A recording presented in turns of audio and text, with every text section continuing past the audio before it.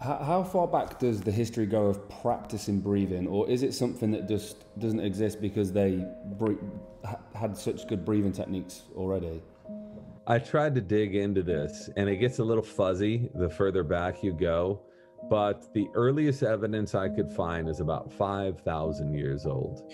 So there was this population called the Indus civilization that was at the corner of northern India and Pakistan and Afghanistan.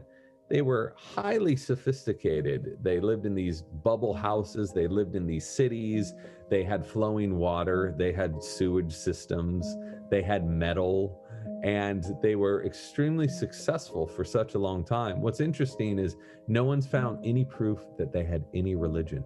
So this could have been at a time before religion. What a wonderful time that would have been.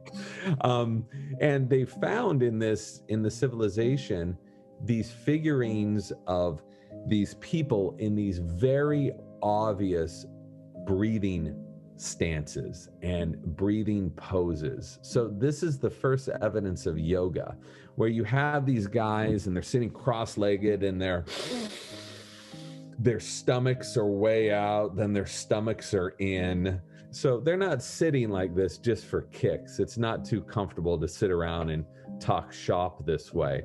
So that is what is considered the first evidence of yogic breathing. And we do know, according to ancient scripts, that yoga was a technology of breathing. That's what it was. There was no vinyasa flow or any of that at the beginning. It was about sitting down and focusing on your breath. Then over several thousand years, they started incorporating poses to yoga. And these poses, you would strike this pose and hold it for a very long amount of time and focus on your breathing. So this vinyasa flow, which I love, which I do all the time, that a lot of people are doing in gyms now, that you do at yoga studios, that stuff's about 100 years old. So when people tell you that that is an ancient practice, it's not. That was developed in the West. I'm not saying it's bad. I love it. The benefits are profound of doing this vinyasa flow.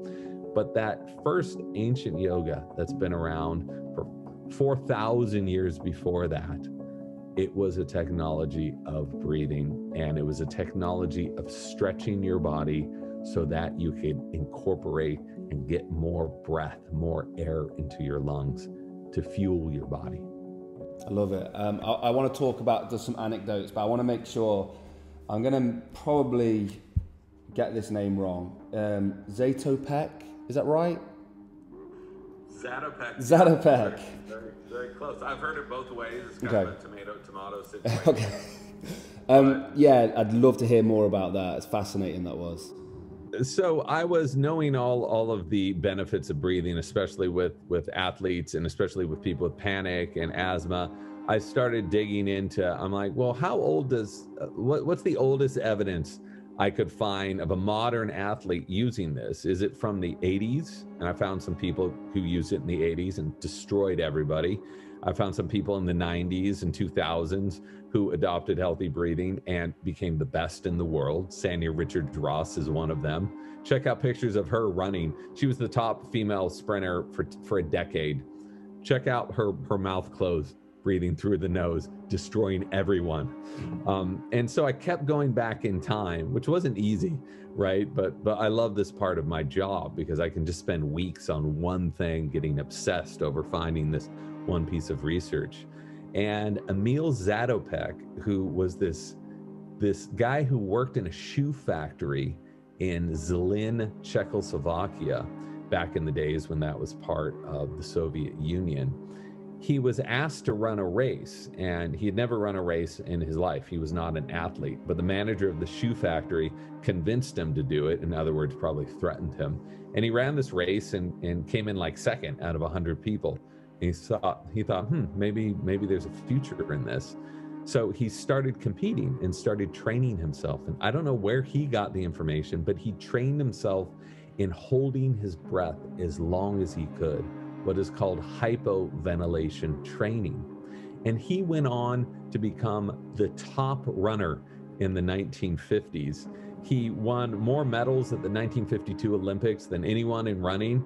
And then he was so successful that somebody mentioned that, hey, there's a marathon going on. Do you want to run it? He never run a marathon in his life. He ran it anyway, got gold. So he's the one who really put this hypoventilation training, which is really breathing in line with your metabolic needs, considering that so many of us overbreathe. What he was doing was like weight training for his lungs, right? He would train with hypoventilation so that his body could process and use that air in his lungs so much more efficiently. And we know through various modern studies and thousands of case studies that people who condition themselves like this can gain more red blood cells. It's like altitude training, can increase their VO2 max, can increase their threshold in which they want to give up, their performance thresholds, and they become better athletes. So after that, after Zatopek, the 1976 men's swim team started using the same training method, went to Montreal, destroyed everyone. The number one performance, I think, in all of Olympic history.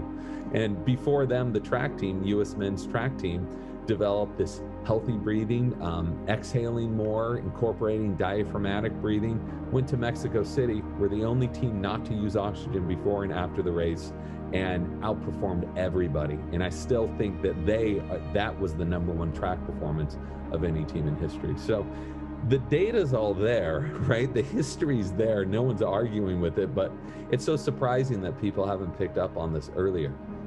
I'd love to hear. So obviously with your research, you've probably heard a load of stories. Like, is there any that stand out to yourself? I'm blabbing on too long.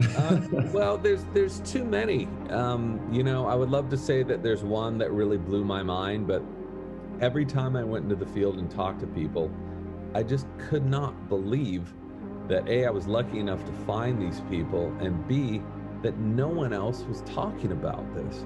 Even in medical circles, my father-in-law's a pulmonologist, works with the lungs. Like that's his jam. He's been doing this for 40 years. A well-respected, renowned guy. My brother-in-law is an ER doctor, so was working with every single part of the body, and they hadn't heard, 90% of what I was finding in the science. So I think that, the stories with kids are the ones that sort of hit home the most, because they're the most susceptible to breathing dysfunction, and they're also the most easy to fix.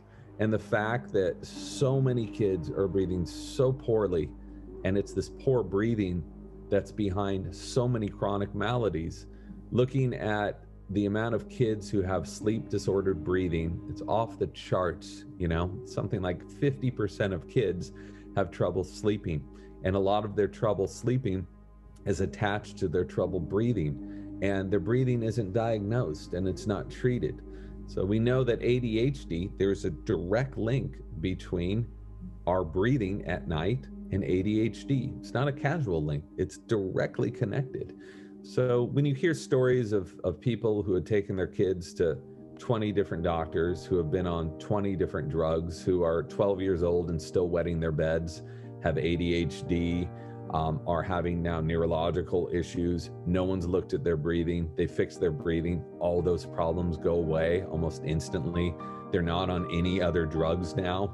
They have normal kids. You wonder, you're just like, why aren't more people talking about this? So I know I keep saying that, but it's something I just kept discovering over and over and over again. And as I mentioned, most of this research is coming from prestigious institutions. It's been in the scientific record for decades. No one's arguing that it's not real, but so few people are incorporating it into their daily lives.